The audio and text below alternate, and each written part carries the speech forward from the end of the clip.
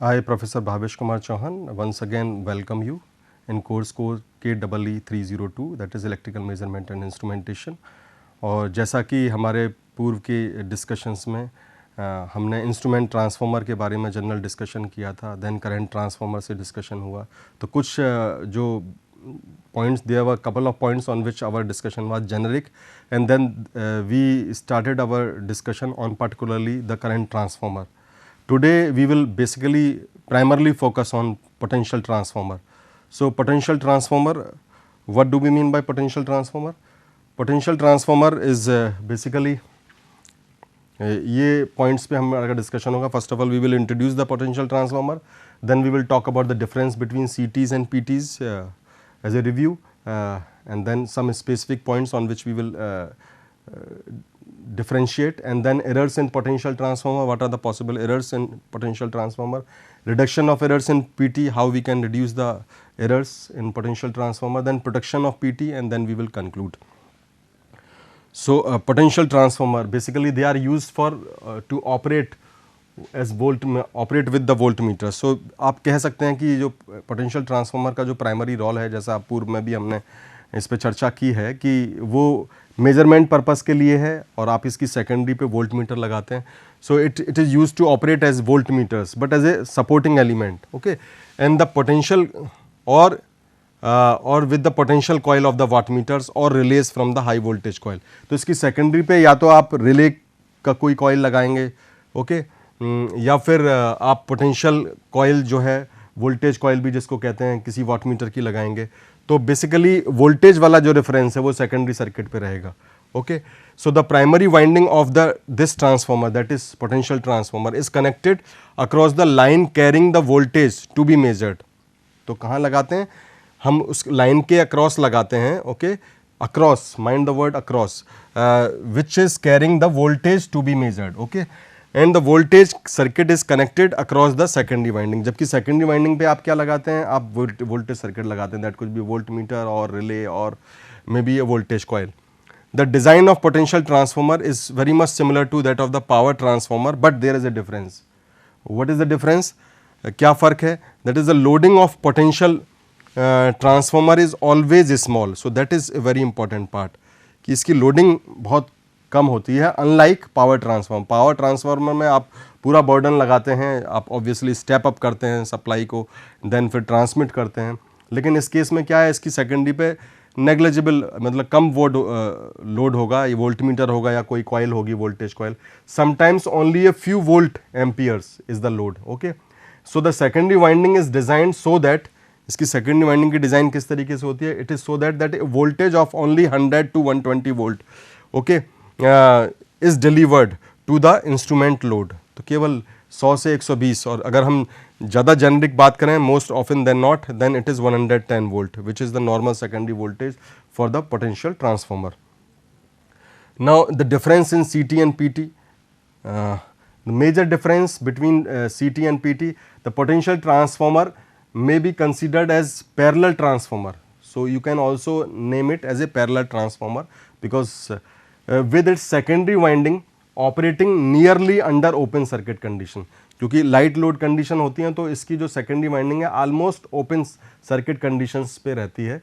Okay, यानी कि open का तो वैसे आप समझ सकते हैं कि शॉर्ट में क्या है, लोड जो है वो एक बहुत हाई करंट होती है, और ओपन सर्किट में क्या होता है, ऑलमोस्ट नील करंट होती है क्योंकि it is open. So whereas the current transformer may be thought as the series transformer. Current transformer क्या है? सीरीज है, और ये क्या है? Parallel transformer. Okay, potential transformer can also be known as the parallel transformer, whereas current transformer is known as the series transformer. And वो किस में ऑपरेट करता है? वो virtually almost short circuit condition में करता है. So there is a stark difference, एक मेजर डिफरेंस है between current transformer and potential transformer. Thus the secondary winding of a PT can be open circuited without any damage. आप क्या है कि secondary winding जो पोटेंशियल ट्रांसफार्मर है उसकी open छोड़ सकते हैं और वो डैमेज नहीं होगा.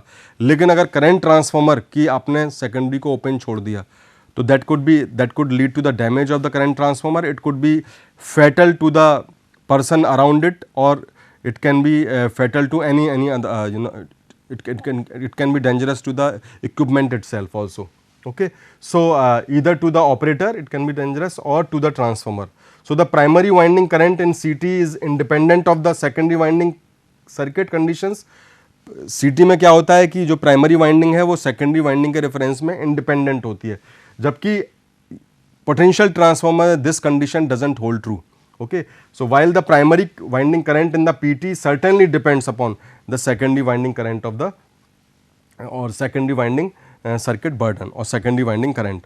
So आप देख रहे हैं कि दोनों में एक major difference है, they are just reverse of the other. Now difference, another difference that in potential transformer full line voltage is impressed upon its terminal. Okay, तो जो पोटेंशियल ट्रांसफार्मर है उसमें आप फुल लाइन वोल्टेज इंप्रेस करते हैं, okay, upon its terminal. Whereas in CT, when CT is connected in series with one line and a small voltage exist across its terminal. जबकि CT में only small voltage exist across its terminal. Okay, primary को आपने main line से connect कर दिया but small voltage only remain there across the terminal.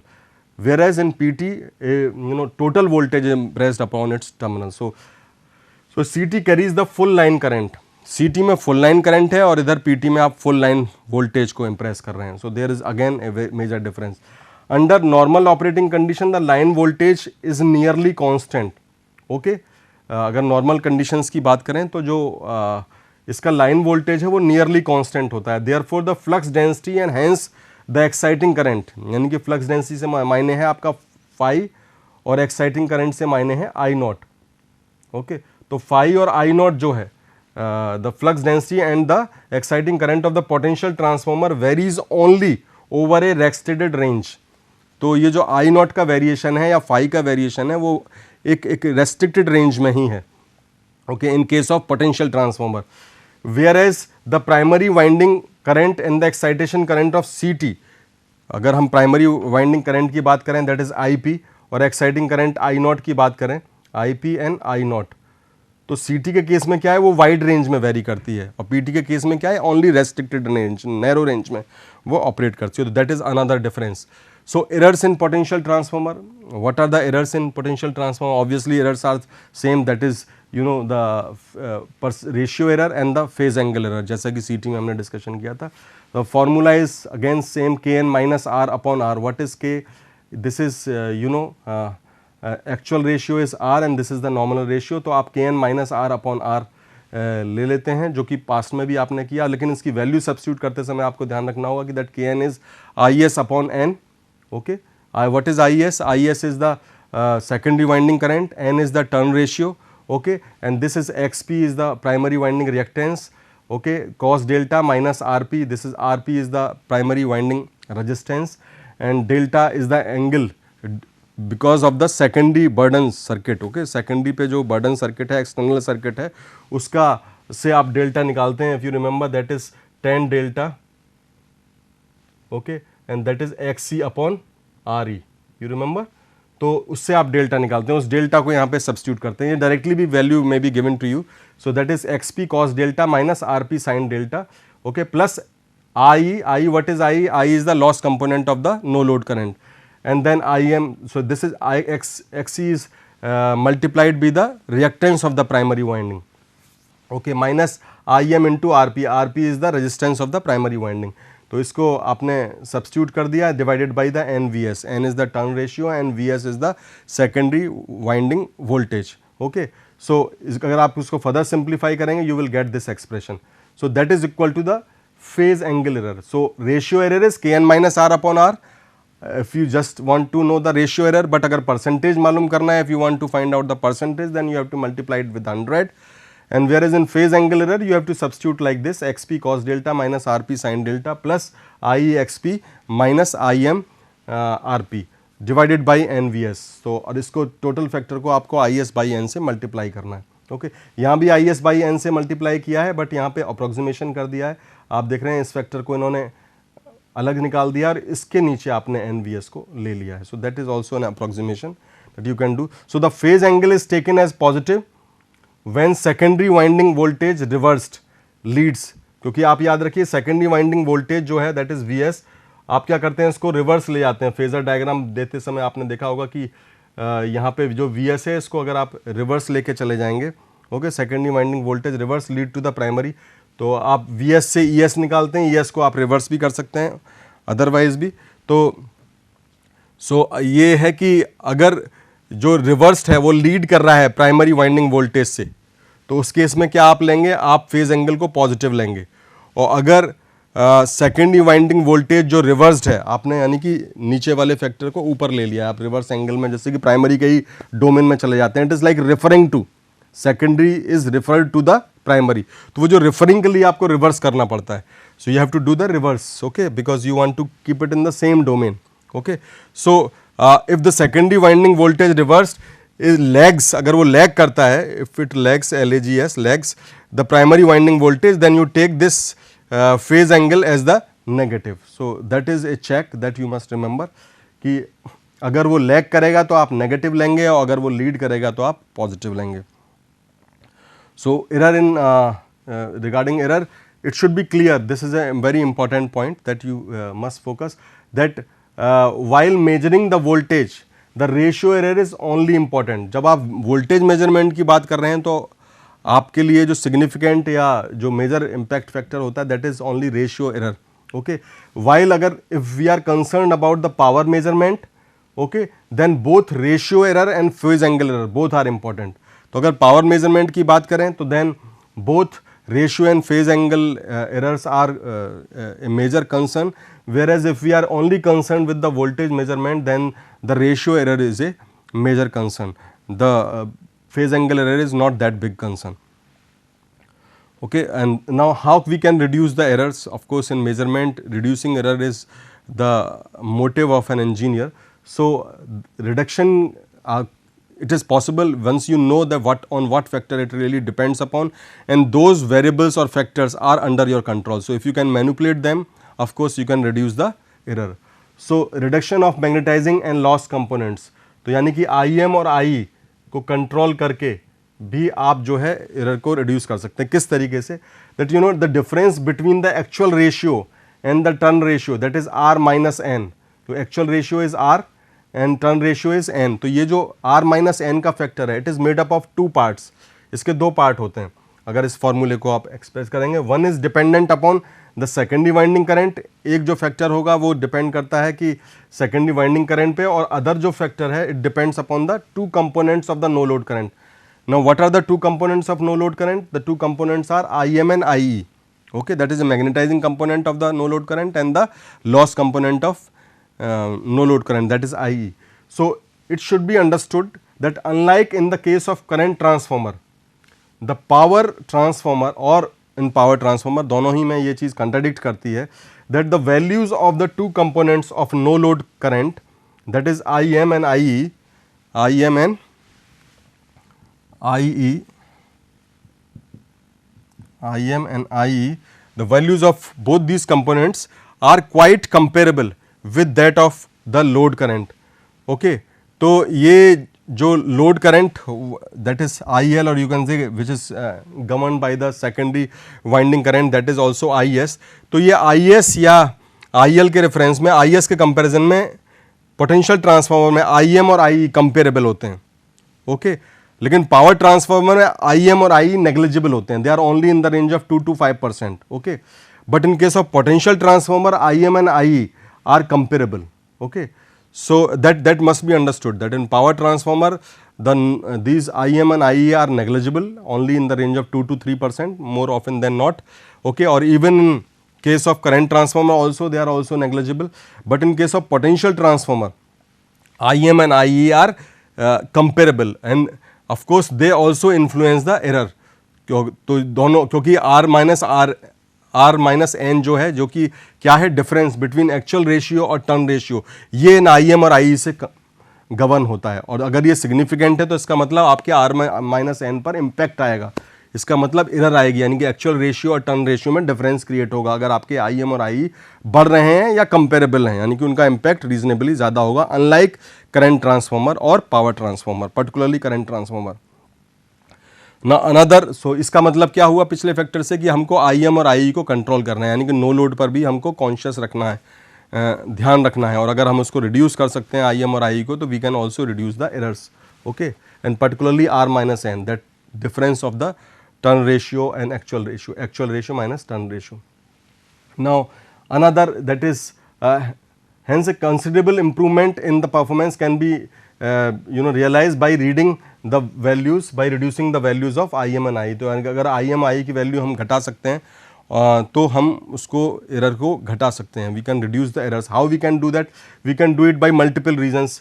One is कि हम उसको शॉर्ट मैग्नेटिक पाथ प्रोवाइड करें, ओके, यानी कोर का डिज़ाइन इस तरीके से हो कि उसको फ्लक्स को कम से कम पाथ ट्रेवल करना पड़े. दूसरा कि हम good quality core material use करें, ओके. तीसरा हम लो फ्लक्स डेंसिटी का इस्तेमाल करें कोर में, okay. 5M is low, as low as possible, okay. Quality की बात आ गई कोर मटेरियल के. देन उसके अलावा सूटेबल प्रिकॉशंस भी हम लें in assembling and interleaving of the core. तो जब हम असेंबलिंग कर रहे हैं कोर की या इंटरलीविंग कर रहे हैं, यानी कि स्पेस के अरेंजमेंट को जब हम हैंडल कर रहे हैं, तो we should really optimize it, we should keep it as minimum as possible, okay. So certain precautions must be taken. कि इंसुलेशन का भी ध्यान रखना है, क्योंकि ये ट्रेड ऑफ है, ये कन्फ्लिक्टिंग रिक्वायरमेंट है. तो उसमें जितना आप मिनिमाइज कर सकते हैं, जितना कम से कम कर सकते हैं, that you should do.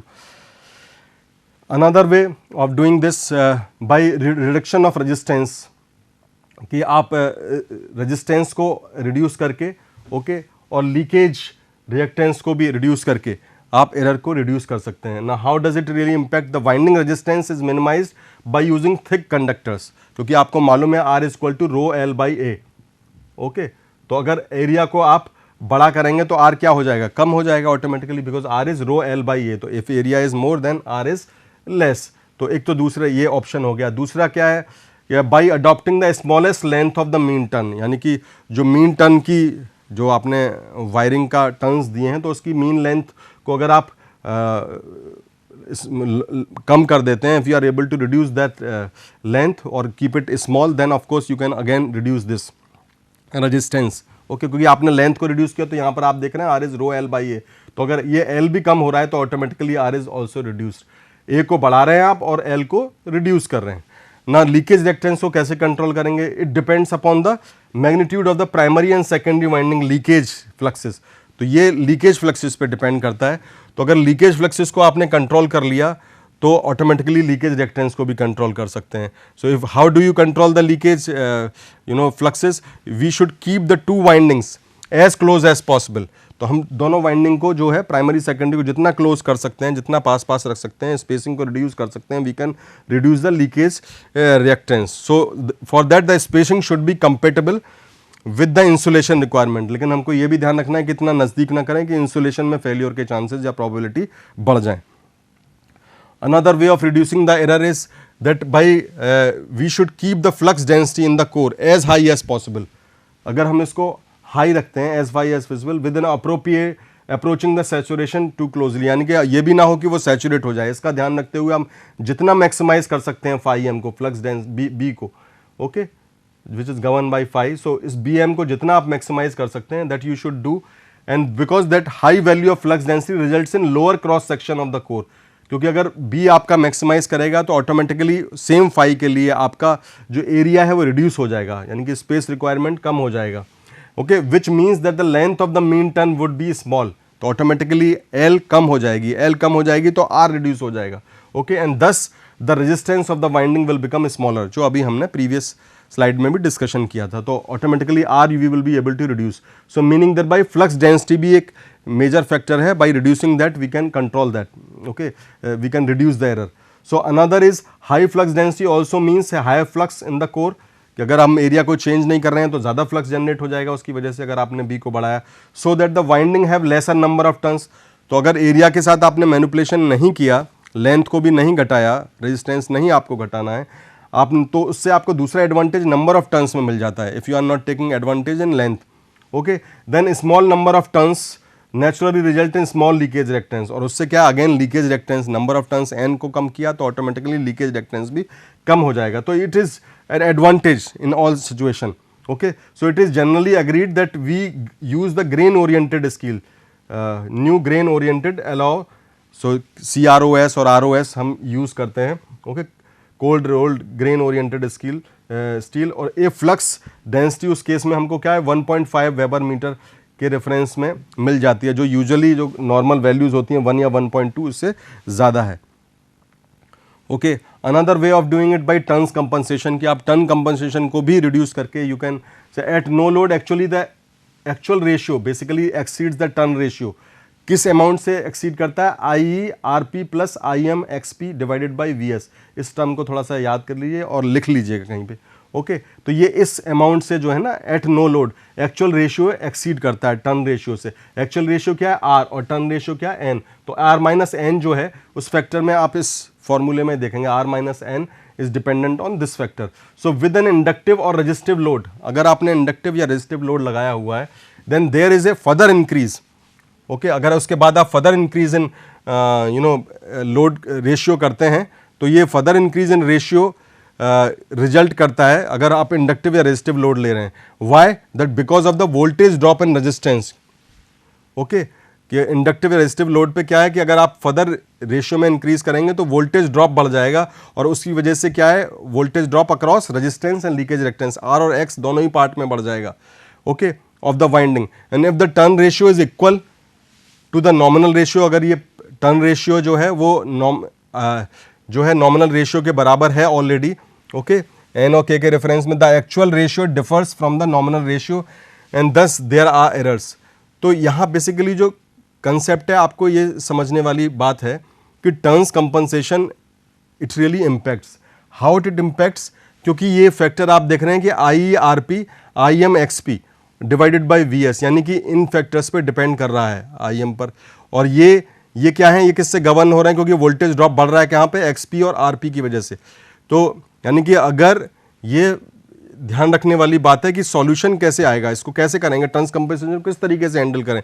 Turn compensation handle करने के लिए आपको क्या करना है कि टर्न रेशियो जो है वो less than nominal ratio. Okay, solution basically lies in making the turn ratio less than the nominal ratio, कि टर्न रेशियो को आप नॉमिनल रेशियो से नीचे लेके जाएं। एंड ये कैसे अचीव किया जा सकता है? This can be done either by reducing the number of primary winding turns, या तो आप प्राइमरी वाइंडिंग टर्न्स को रिड्यूस करें, दैट इज एनपी। तो या तो एनपी को आप रिड्यूस करें, या by increasing the number of secondary winding turn, या यानी कि एनपी या तो रिड्यूस करें या सेकेंडरी वाइंडिंग टर्न्स को जो है आप बेसिकली इंक्रीज करें। तो एनपी रिड्यूस या एनएस जो है increase, NS increase. Okay, so by both these means you are able to manipulate, you are able to reduce the turn ratio less than the nominal ratio. इसकी मदद से आप इसको रिड्यूस कर सकते हैं। ओके, और which will really help you in reducing the error. Okay, that is what account for. So it is possible to make an actual ratio of the transformation equal to the nominal ratio by one particular value and type of burden. तो ये NS को या तो बढ़ाएं या NP को घटाएं, इससे आप टर्न कंपनसेशन को कंट्रोल कर सकते हैं, जिससे कि आप एरर को रिड्यूस कर पाएंगे। And this also help you in the phase angle because it is basically it is unaffected by the small change in the turn ratio. तो अगर थोड़ा बहुत टर्न रेशियो में चेंज भी आ गया तो फेज एंगल जो है वो अनअफेक्टेड रहता है। So that is also one concern. Now potential transformer, this production की अगर बात करें तो प्रोडक्शन ऑफ पोटेंशियल ट्रांसफार्मर में it can B continuously operated at 1.2 times of the rated voltage. तो आप इसको 1.2 यानी 20% एक्स्ट्रा लोडिंग तक ये बियर कर सकता है, इस बात को ध्यान में रखना है। ओके, टॉलरेंस लेन से को आप मेजरली वायलेट नहीं करेंगे, बट ये भी आपको हिंट मिल रहा है यहाँ कि आप जो है वो एक्सीड कर सकते हैं। ओके, रेटेड पे डिज़ायरेबल होता है, बट अगर 20% ओवरलोडिंग भी जा रहा है potential transformer then it is bearable. A short circuit on the secondary side of potential transformer can lead to the complete damage. तो ये याद रखिएगा कि सेकेंडरी साइड पे शॉर्ट सर्किट नहीं होना चाहिए, secondary side should not be short circuited, so otherwise that is a dangerous situation. So in order to protect the power system against short circuit, what do we do? In order to protect this potential transformer against this short circuit, we have to take care that in the potential transformer the fuses should be used. Okay, so you can use the fuses so that कि अगर short circuit condition आए तो वो fuse blow हो जाए और automatically circuit जो है वो नॉन वर्किंग कंडीशन में आ जाए, otherwise your whole potential transformer can be damaged. So fuses are used in the secondary side of the potential transformer to basically give you protection against this short circuit condition. और या faulty switching को भी avoid करने के लिए, faulty switching में भी it can lead to the short circuit condition. So to take care on the defective earthing, because defective earthing can also lead to a very high secondary winding currents.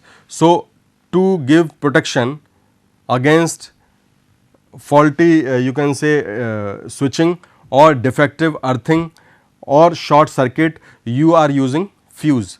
Because all these situations, the three conditions that we have enumerated, in all these conditions automatically what will happen, there will be an excessive current at the secondary side, and that virtually leads to the almost short circuit condition, and in that case it can lead to the damage of the whole potential transformer. So when we talk about the protection of the potential transformer, we must ensure that there should not be an excessive current on the secondary side, यानी कि जो secondary side है potential transformer भी, उस पर excessively high current नहीं flow होना चाहिए, because that is dangerous to the potential transformer. So that is a single liner in terms of the safety or the protection of the potential transformer. However, it doesn't mean कि आप उसको under rating में ही operate करें या केवल rated पर ही operate करें.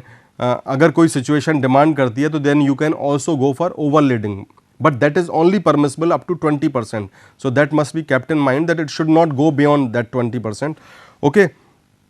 सो ये आपने देखा था कि इस पार्ट में जो हमने रिडक्शन टर्न्स कंपनसेशन की बात की थी, तो हमने कहा था कि एनएस को आप बढ़ा सकते हो और एनपी को आप घटा सकते हैं, और इस तरीके से टर्न रेशियो कंट्रोल करके ऑटोमेटिकली आप एरर को रिड्यूस कर सकते हैं. और इसमें एक और पॉइंट है that at the same time this point there is a general reduction in the ratio error over the entire working range of the burden. इसमें क्या है कि फेज एंगल जो है अनअफेक्टेड है by change in turn ratio.